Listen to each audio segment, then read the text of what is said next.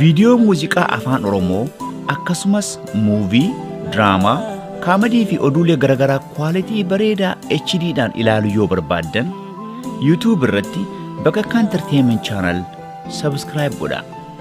Bakakka Entertainment kan Oromooti.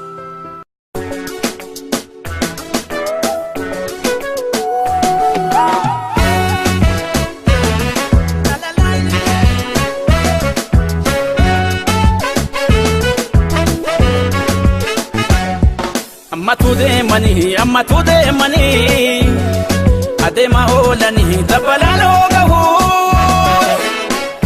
osoo bareeda oolanii amma waashoo hoogahu osoo bareeda oolanii amma waashoo hoogahu.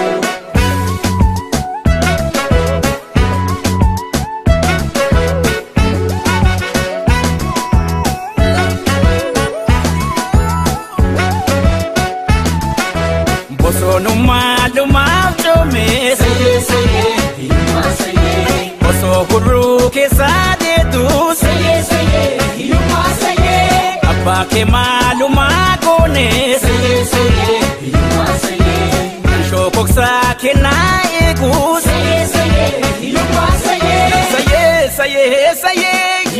sayee akka balaa bunaa sayee bunni dalaacharee sayee akka gafaa duraa sayee ana jalaattaree sayee abbaayeen naadowee sayee sirban dhagiin jedhee sayee kennaa sirbaa dadhuwee sayee sirban qabiin jedhee sayee hiyyummaa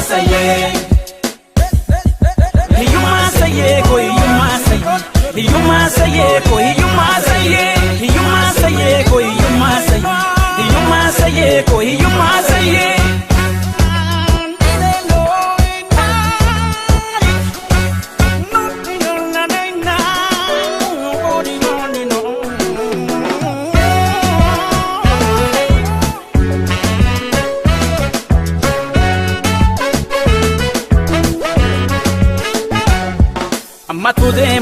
Amatoo demanii adeema oolanii dabalaan hoogahu osoo bareeda oolanii amma waashoo hoogahu osoo bareeda oolanii amma waashoo hoogahu.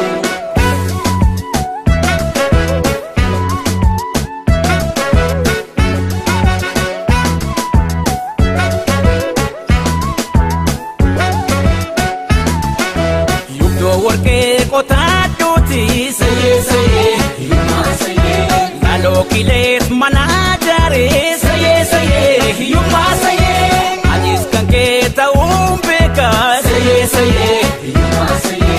atis kan koo ta'uun baree hiyyummaa sayee akka balaa bunaa bunni dalaacharee akka gafaa duraa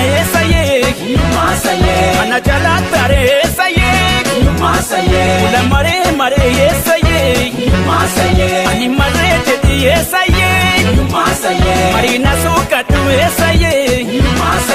nagaree jedhii hiyyummaa sayee ko hiyyummaa sayee.